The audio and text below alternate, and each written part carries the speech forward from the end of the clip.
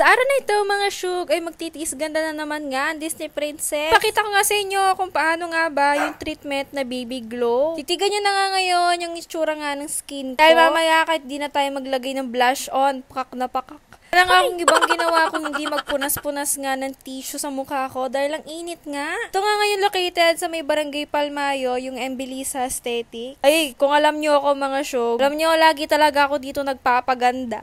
Halos every 2 weeks yata, meron akong binabalikan dito na treatment. Pero ngayon mga syog, first time ko nga magpapagawa ng BB Glow sa face ko. Actually mga syog, marami talaga sila dito services and treatment nga na pwede nyong ipagawa sa kanila. Kaya naman tignan nyo na lang din nga yung Facebook page nila. Kung mapapansin nyo mga syug, medyo umitim nga ngayon yung mukha ko. Maya-maya lang nga mga syug, makikita nyo din naman yung result. Kung nga nila gawin yung mismong treatment nga na BB Glow mga syug, syempre, kailangan muna nga nilang i-deep cleansing yung face ko. Kaya manifi-facial muna nila ako dito. Matagal-tagal na din nga nung last na pagpa-facial ko dito. Ay, pero ngayon, feeling ko napakadaming makukuha sa akin. Alam yung whiteheads, tapos yung mga pimples ko, mga tumubo dyan. Syug, alam ko naman mukha pa akong itlog ngayon. Tignan nyo naman nga, bilog-bilog ng mukha ko.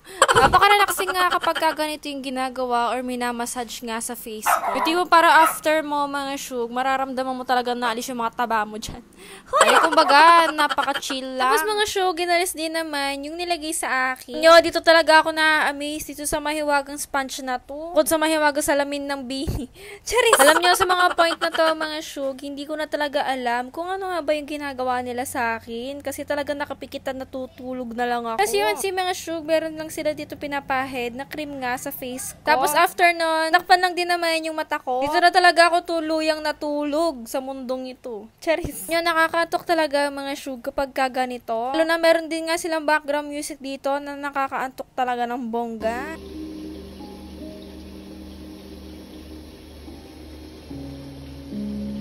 Pero kung itatanong nyo mga syug, ang masasabi ko lang naman dito ay para nilang ini-steam yung mukha ko dyan dahil mainit nga yung nakikita yung usok na yun. Pero hindi naman siya ganun kasakit sa face mga syug. Yung parang feeling na naiinitan ka lang, ganun. At tapos nga nun mga syug, piniprick lang nga yung face ko dito. Na ngayon mga syug, napakadami ko nga naging pimple. Alam nyo, kung i-rate ko nga yung sakit ng pagpiprick ay 10 out of 10. Pero ako mga syug, ilang halatang nasasaktan ako dyan. Pero syempre, yan yung tinatawag nilang tiis ganda. Kaya ko naman tiisin nga yung mga ganito sakit basta gumanda lang ako.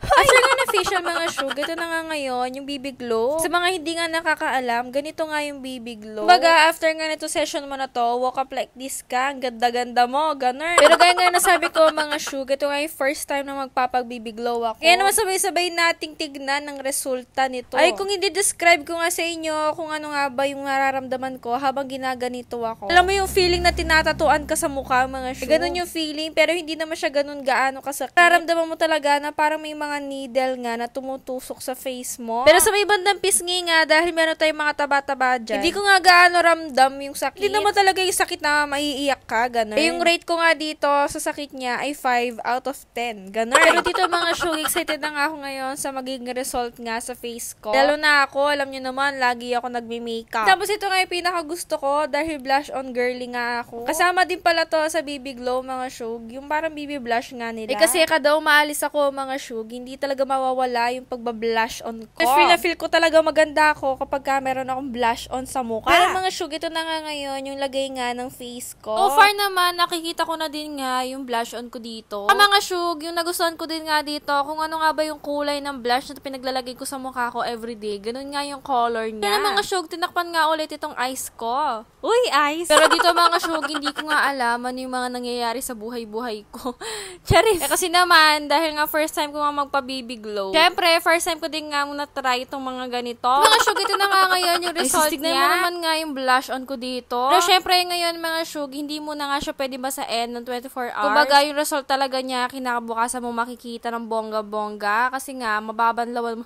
Mababanlawan! At saka yung mga pinrik nga sa akin, mga syug, medyo parang namamaga pa siya. At mga syug, ito na nga ngayon yung result. Alam nyo, wala nga akong makeup ngayon yan. Talaga nag-lip tint lang ako. Syempre, kung consistent ka din nga sa pagpapa-BB Glow mo, ay talaga mag-glow ka na ng mag-glow. Ito na nga nagtatapos sa ating video for today. Babush!